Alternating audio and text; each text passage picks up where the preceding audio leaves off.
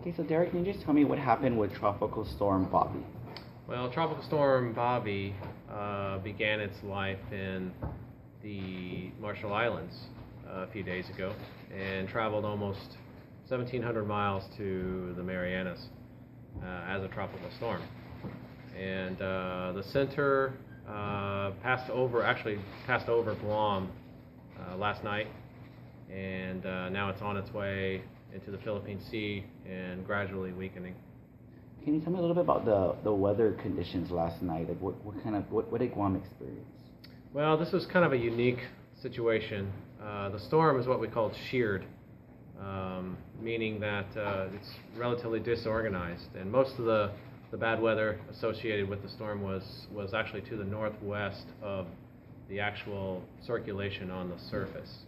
So Saipan, Tinian, and Rota actually got worse weather than Guam, even though the circulation passed over Guam.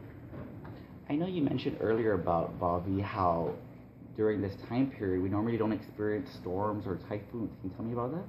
Yeah, March is typically in the middle of our dry season, and we typically don't see any storms at all. So, yeah, it's a unique situation, but you know, it was brought on by actually to some degree by a southern hemisphere storm that caused a lot of damage in Vanuatu.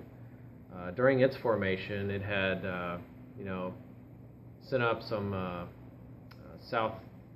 southeast winds, and that kind of got the circulation going at the Marshall Islands. So that's kind of how it began.